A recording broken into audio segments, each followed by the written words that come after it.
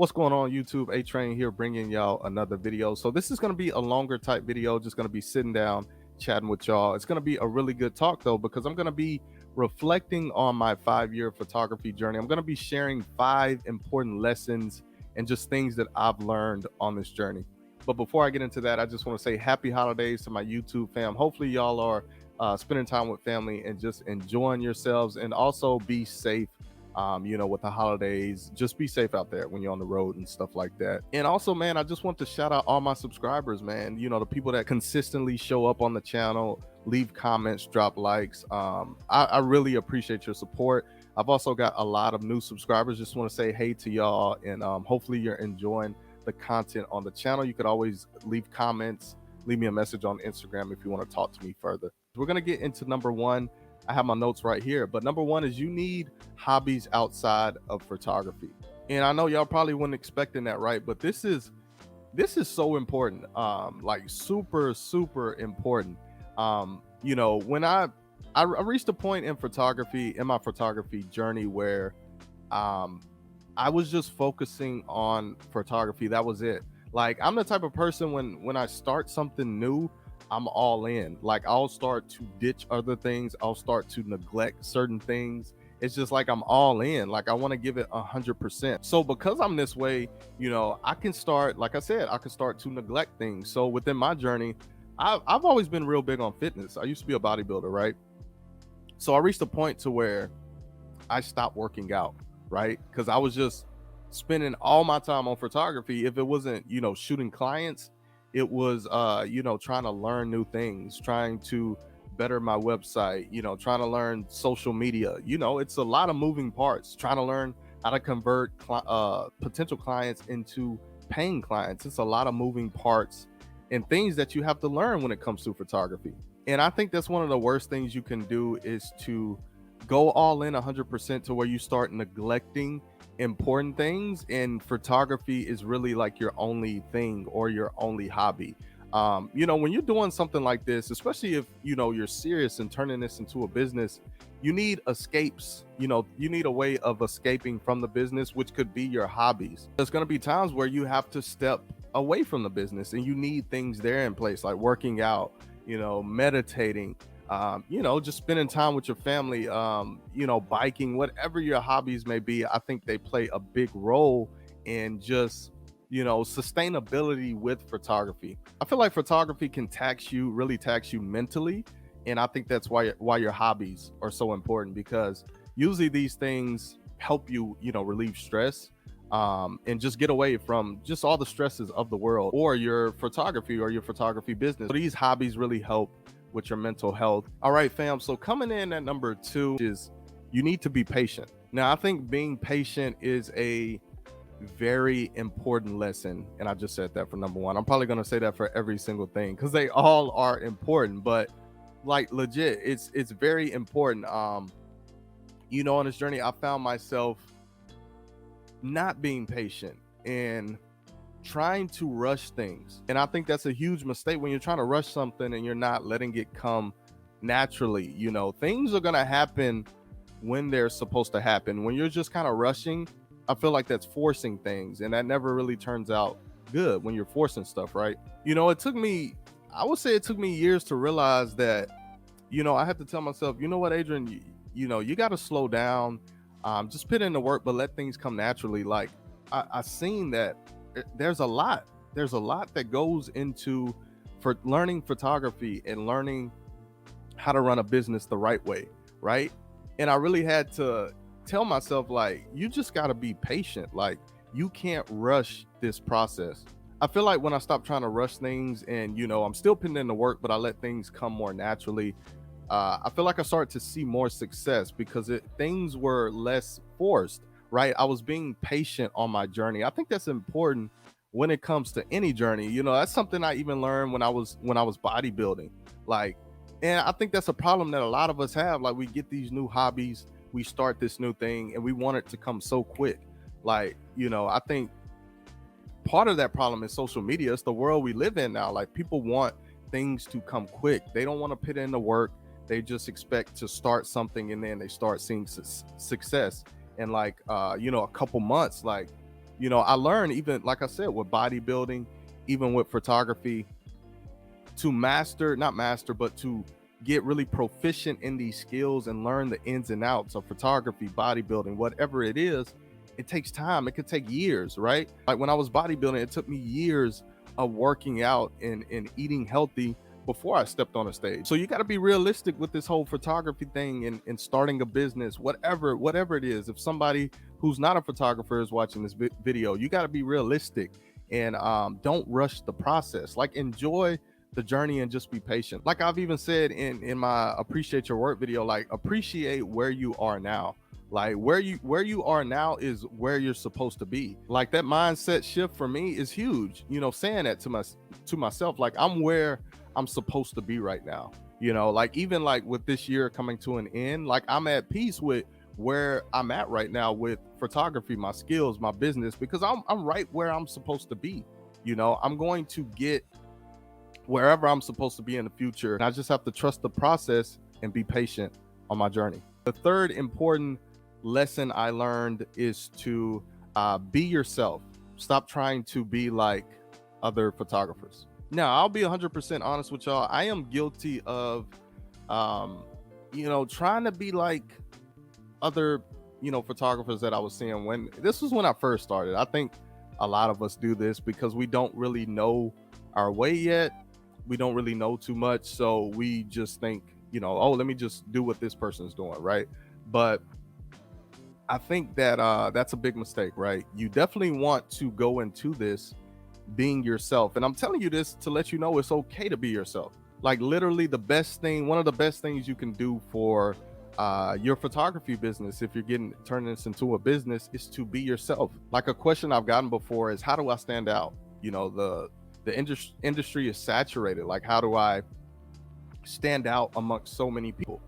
And I would tell anybody to be yourself and really lean into who you are as a person, because that is really what makes you unique. Like 9 times out of 10, people are booking you because they vibe with you and they like you. I feel like the photos, now some people will book people just because they like their photography, but with the way the world is now, like it's a lot of, people are really buying into like personal brands. Like they really like the person. Like I see this in multiple industries. I see this in the fitness industry. It's really in a lot of industries these days, right? People really, if they vibe with the person, then everything else just comes with that. For example, buying their products, buying their services, or whatever they have to offer. I know for a fact that, a lot of people that we worked with, our clients, they booked us because they like us, because they tell us that, I really vibe with you. I really just like how y'all are, or your personalities. Like your clients will tell you these things. So I feel like in the beginning, we were missing out on some of these things because we weren't being ourselves. We were trying to be a clone of somebody else. But eventually I learned the best thing that you can do is to be yourself. You are unique. People will love you for you and just who you are. It's no reason to, put up a facade or try to be somebody else. Like just be yourself. If you're a quiet type person and you're more introverted, that's fine. Like I'm an introvert and I feel like I do well with photography.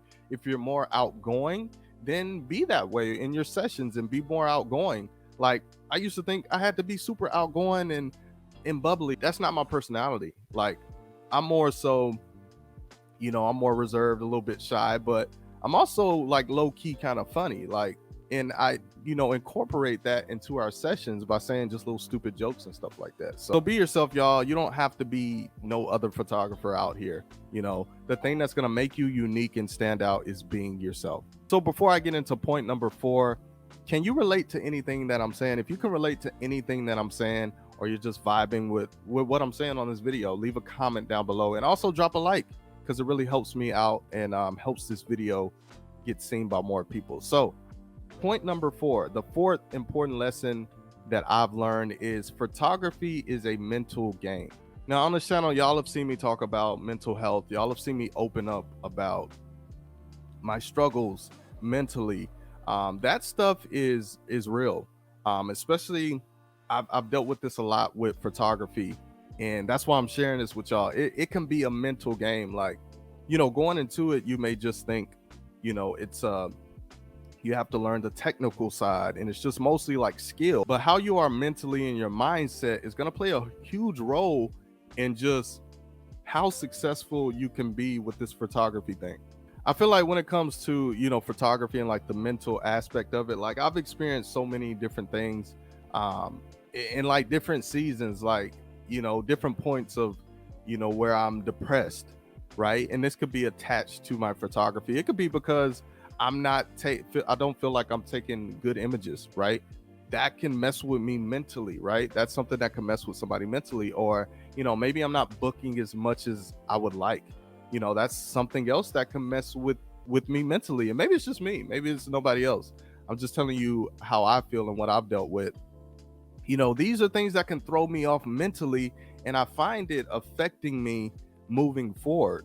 These things can lower your confidence, right? That's the huge part of, what I just said with that stuff affecting you. It can really, you can really take a hit on your confidence, which is going to affect everything. Like even when you're talking to clients, potential clients, you may already think it's no way they're going to book because your mentality is messed up, your mindset is messed up because of certain things, right? Or during the shoot you don't have the confidence like you used to have to pose clients and get them in the right position because mentally you're just not there. And this is why I mentioned you need to have hobbies as number one, because I feel like that can help you, that can help your mindset, that can help you mentally with photography. That is a very important thing that has helped me so much, is having those hobbies to get away when I'm struggling mentally with photography and things like that. So you need to be thinking of ways and doing things that help you mentally and get you in a good headspace mentally, because like I said, photography can take its toll on you. It can lead to depression, and these are problems I've already had before I started doing photography. But I feel like once I started doing photography and turned it into a business, I feel like those things just kind of got amplified, right? So if you do feel like some of the ways that I mentioned, I want you to know that that's normal. And this is coming from somebody who's been doing this for 5+ years. I feel those ways too, even now. Sometimes I could let this stuff get to me, I'm not gonna lie to y'all. But having your hobbies and really self-motivation, talking to yourself and telling yourself to not go to that toxic space, not put yourself in that negative space. I have those self-talks with myself, and I'm not just sitting here just talking to myself. These are things I'm saying in my head, and really practicing that when I feel myself kind of slipping and things like that. Those are things that can really help you. All right, y'all, so the last important lesson, and I saved this for the end because I think it's super important, is you need to take risk. And this is something that I wish I did earlier in my photography career. So you're probably saying, what exactly do you mean by that, Adrian? So what I mean by that is I was very scared in those beginning stages, like year 1, year 2, to take risk. I wasn't really investing in myself, in the business. I was honestly, I was just scared, right? I've never really been a person to really take risk like that, especially money wise, and I think this has a lot to do with just how you were raised and just what you've been through, right? I've never had a lot of money, so it was very scary to me to invest the money that I did have, and really just bet on myself. So it took me a while to overcome these beliefs of, really believing in what I'm doing, really being invested in what I'm doing 100%, to the point where I'm willing to take risk. I go into these risks knowing I'm going to get this back tenfold, just because I believe in myself and what I'm doing. I think something that a lot of us don't really realize, it took me a while to kind of realize this, is you can actually hurt yourself more and just make the journey just so much more stressful and longer when you don't take risk, right? It's usually like we're just thinking of, the current situation, like, oh, I don't have this money now, I can't do this right now. We don't really think about the future, because if we really thought about those things, that by you not taking risk, you're just delaying the process. You're just making it harder for you to get to where you want to be. So, when I really think about that, I could have been way more advanced. I could have got better at such a faster rate if I was willing to take those risks and invested in myself earlier in my career. But I was in my own way and I was scared.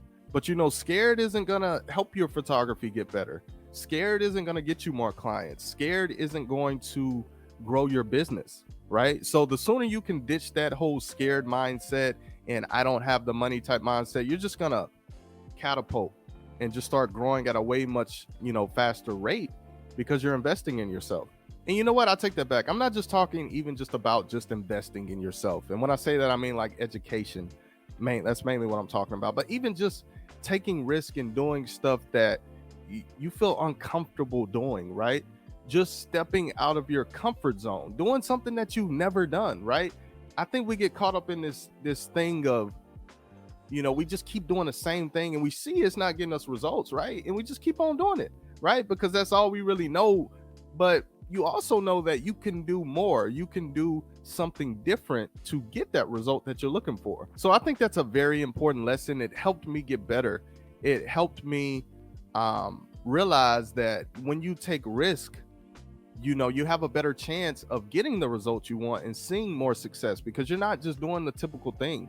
You're getting out there, you're networking, you're getting on the phone with clients.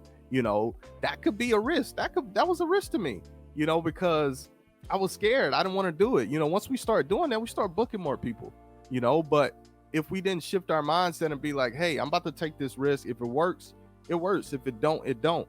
You have to be willing to do things like that. Trust me, I've been doing this for 5 years. You got to get out of your own way. You can't be scared, and you have to do things that make you feel uncomfortable. All right, y'all. So those are my 5 important lessons that I've learned along this journey. If you enjoyed this video, be sure to give it a thumbs up, subscribe to the channel. I post new videos every single week, and I will see y'all in my next video.